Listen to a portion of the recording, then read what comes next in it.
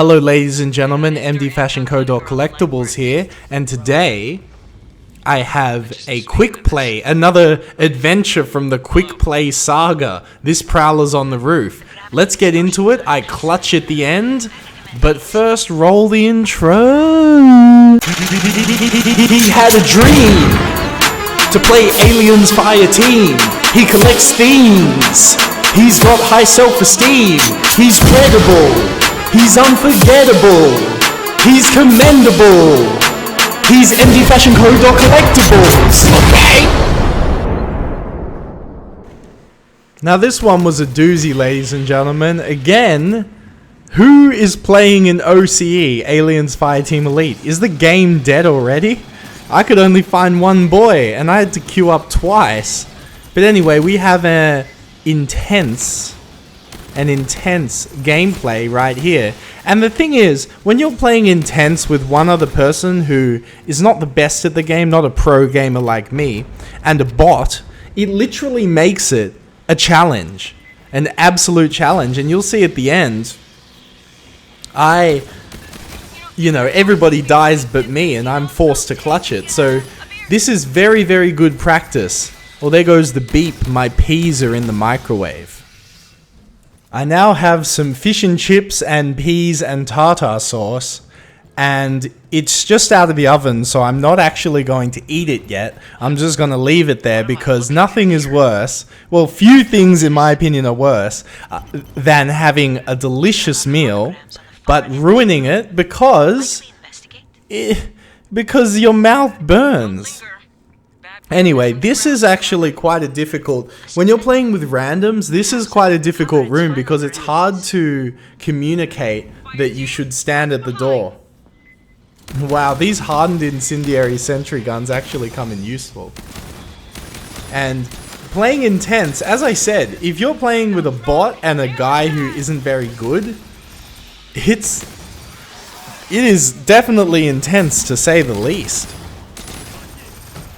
Yeah, I kind of misplayed there. I should have strafed the other way so that drone didn't hit me.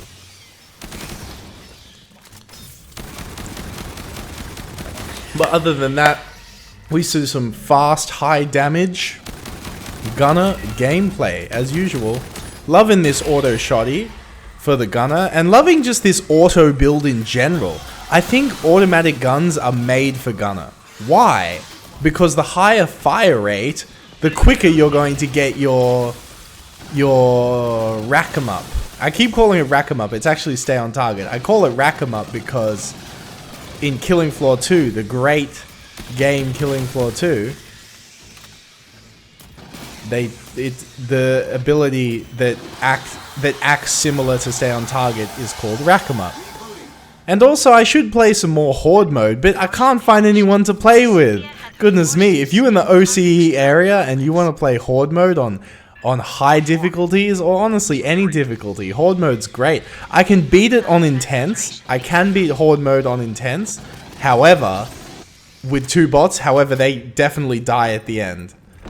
It gets serious near the end. More carvings. And I'm playing gunner, so maybe I should play demo on intense Horde mode. So we have this hold here. It's pretty standard, honestly. I think, you know what Cold Iron should do to this game?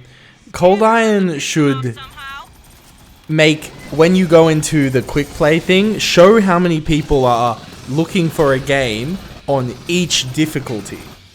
Right? Now that would be very helpful.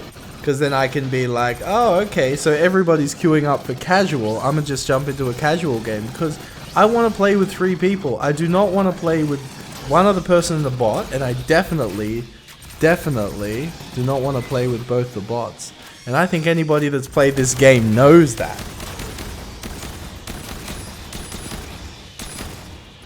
So as you can see, clearing the room. Just doing the best I can. This first wave seemed quite easy. And I'm using the shotty at that range. You'd think that would be too long of a range, but I switched straight back to it here. Now that is a very effective damage output, in my opinion. And I would say it would be hard to find anything more effective than what I just did just then. You know, and the reason why I'm running an assault rifle better than the Twilight V4 is because the Twilight V4 is a better gun, yes, but it's only better when you're holding hallways, like you should be holding hallways, right? In this case, I actually prefer the pulse rifle, one, because it's nostalgic, and two, because I can hip fire it. Hip firing the pulse rifle actually works, and you'll see me do it quite a bit, because I like, especially when you're playing a very aggressive playstyle like I do in these games, these intense games of just, you know, delving into the quick play trenches. When you're doing this, you're typically playing very forward, playing very aggressive, some would say. So you're constantly having to pivot really fast, like I am right now, and just see that nade was so good. It stunned the spitter and the warrior. That's what I'm talking about. And 2 mags, and it's down, with a little help from my friends. And I often run out of ammo on this build because my entire build is made to make the shotgun shoot faster, and the shotgun already shoots fast. So, y'all do the maths on that one. So I'm constantly having to refill ammo, but I think it's definitely worth it when you consider how I can kill that warrior in 2 magazines. Well, more than 2 magazines, but I had help from other people, but it wasn't that much help. Believe you me. I'm excited to eat this fish and chips. I got a lot of lemon on it. That vitamin C sure is a hot commodity in these COVID times. Are they not? If you got this far into the video, comment, I like vitamin C. If you got this far into the video, comment, I like vitamin C.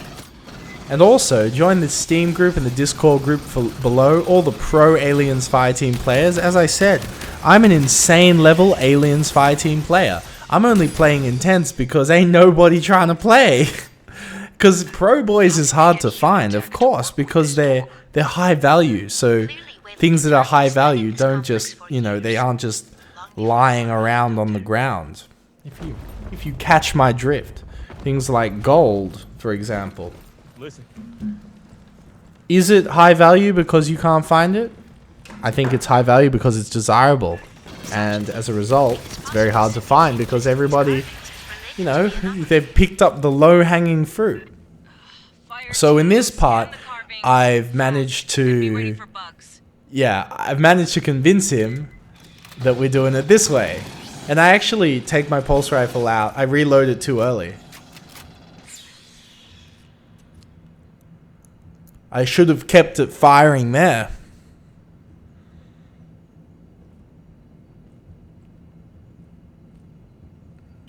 There we go. Now I love to hold this room here because this room is a clusterfuck. There's no place to put it, so you really have to get good. And on the harder difficulties, oh, this room would be horrible. I really like this mission though. This mission is one of the faster missions in the game. So overall these missions are great. This game is great. It's just it needs some ironing out that allows me to play with other people more efficiently, because it's still not good. And to say it's an improvement, yes, thank you, it is an improvement, but it's still far from perfect. And you would expect a game that's multiplayer to have more people. And I'm joining the Steam groups and all that. And look at this alpha just standing there. Again, if we had another person, if it was as simple as having another person, I'm pretty sure there are other people playing this game in the world. I mean, I see them on these groups. You know, if we could tee that up, that would be great. And they just wouldn't stand there. Or, I don't know, maybe they would. And here's me playing that aggressive playstyle, running straight ahead. It was pretty good timing though. It's awesome. Switching to the shotgun and just getting shots on point. I'm essentially maining this auto shotty, and it's funny, I never liked the auto shotty because I thought its semi-auto fire was awkward, but now I love the auto shotty because I've just built a whole build around it, around just making it shoot fast. This part's always the downer of the mission. It's just a lot of waiting and then running around. In theory, they thought it would be so hard, but everybody just runs back to the door. I would very much like in the future for them to think about these maps in a way which is less exploitable, so I don't feel like I'm exploiting the game by doing these things.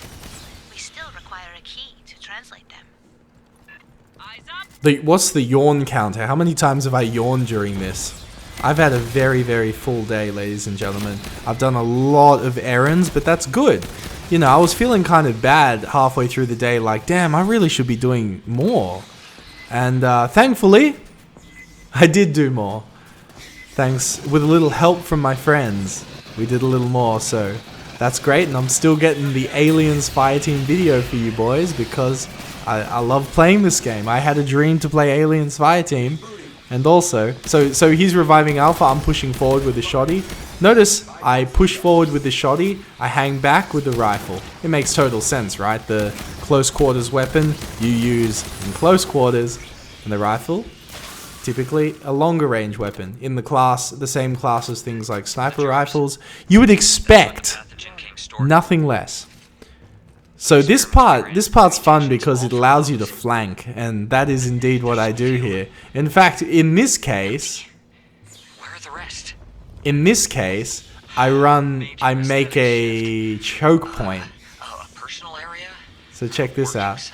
I pop overclock thinking I can get a sneaky spitter kill, but then they just start to swarm me.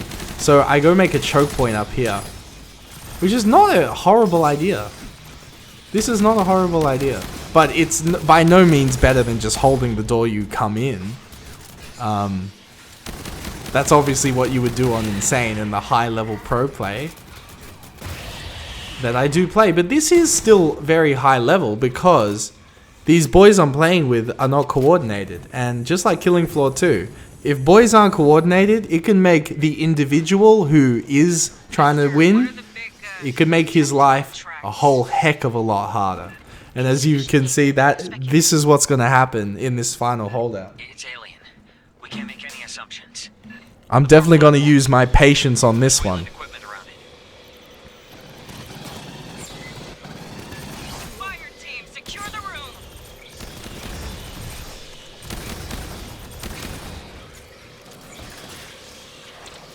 Yeah, and I make a blunder here with this, not that burster, the one to the left. Oh, yawn counter, how many? How many is that yawn counter? I'm looking forward to seeing the comments of the vitamin C. And I did this slightly slow because I should have just run and inspected as I do now and then go back and do this and then run back and turn it on. If we were all in a team of 3, then we could do it a lot faster. But yeah, I used those hardened incendiary turrets. They definitely came in useful in this because this final holdout goes down to the wire. There is a remarkable amount of data here. You will see. Coming in up to 15 minutes on this here gameplay.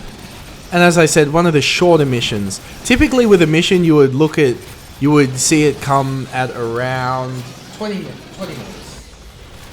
And this is perfect time for my fish and chips to cool off. So it will be a perfect temperature to eat and not burn myself.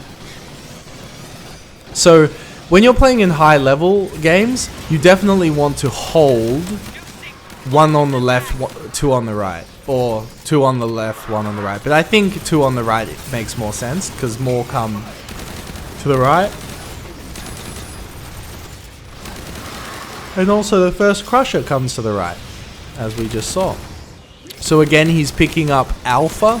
So I push forward. And I can do that on intense, like get hit and push forward. But, yeah. This is actually quite difficult because there's a lurker and then 2 crushers and some spitters. It's a pretty intense loadout for something that is on intense. Pun, I guess, not not intentional. Yeah, see, that was sloppy by me. Door can be opened from this console. Not getting out of the way. There's a series of commands. I am attempting to determine the requirements.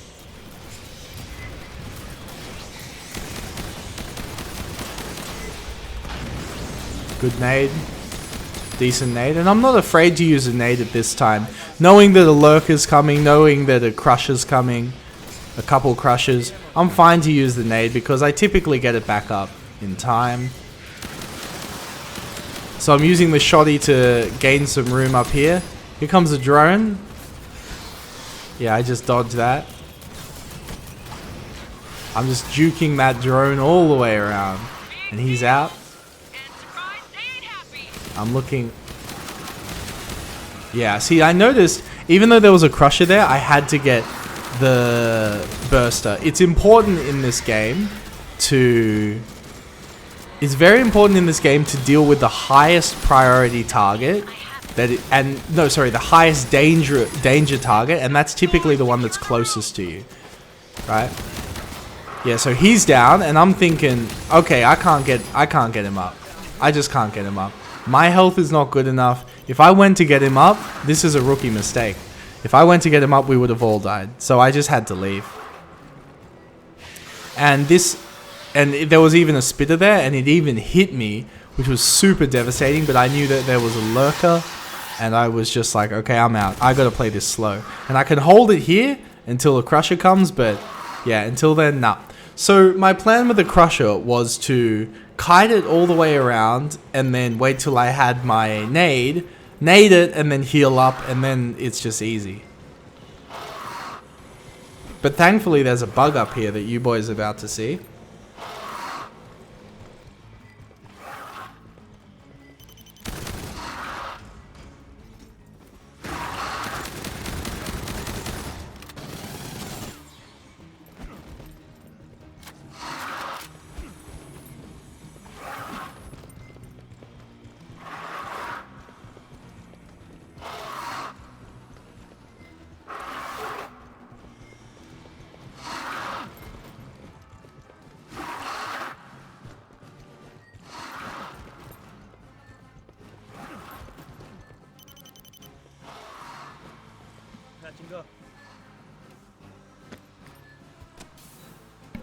So notice how the crusher can't go past that.